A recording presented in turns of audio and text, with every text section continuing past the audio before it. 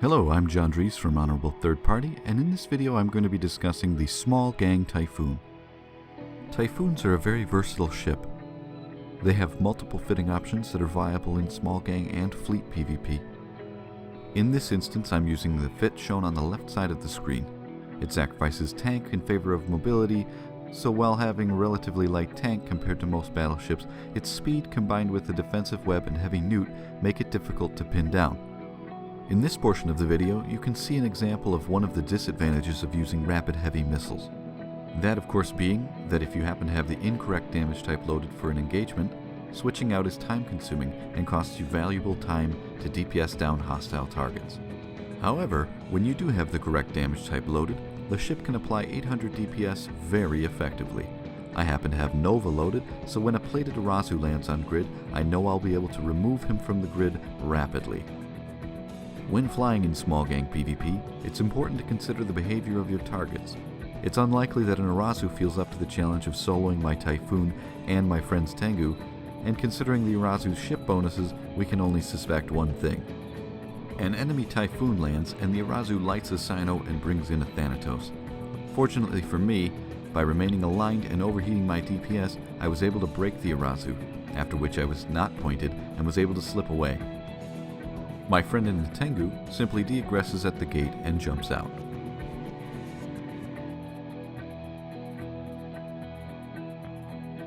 After a short time I return to the system, this time with a friendly Armageddon and a Garmer.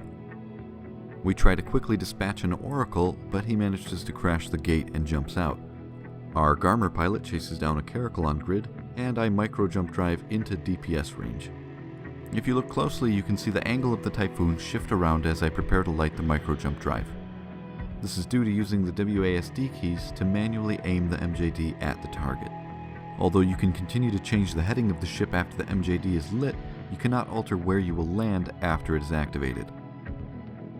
Unfortunately, shortly after my arrival at the location of the Caracal, I enter into another long and painful reload cycle. This ends up allowing time for an enemy Falcon to jam me before I can finish the job. While being jammed by ECM with an encroaching Proteus and the potential for them to once again drop in a Thanatos, this has become a less than ideal place for me to have my Typhoon. So I decide to align out and move to an on-grid bookmark. Unfortunately, our slightly less experienced Armageddon pilot has strayed from the gate and gets tackled. He does his best to apply energy neutralizers to targets in range, but is struggling against ECM from the Falcon.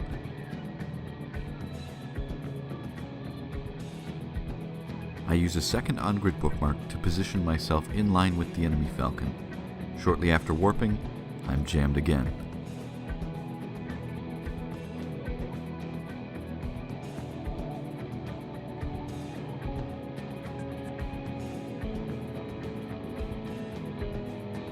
In order to avoid having additional enemies land too near to me as they warp in from the station, and to position myself within DPS range of the Falcon, I MJD past the fight.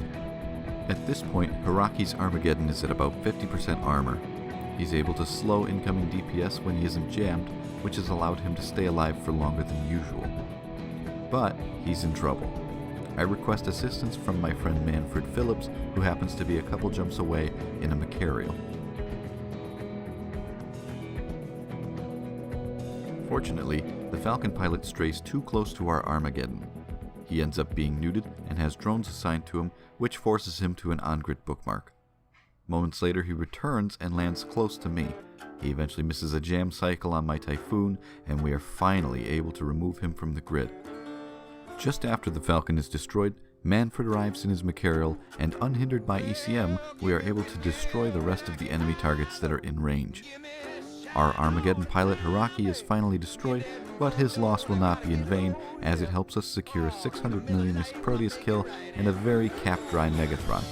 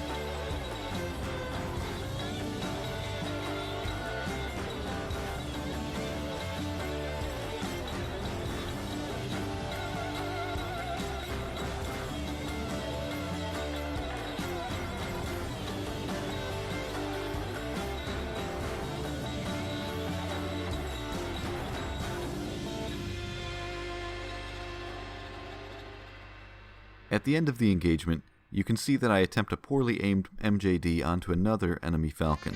I activate the module early and end up out of range to try and tackle him. But, nonetheless, this demonstrates one of the things that makes the ship so fun to fly. It's very dynamic. Actions that you take require timing and strategy.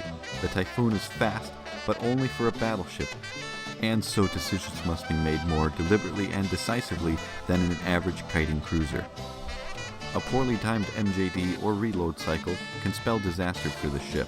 Regardless, once it's insured, it's a fairly inexpensive option that is very enjoyable and useful to fly. I would recommend the ship to anyone looking to get into battleship PvP at a low cost.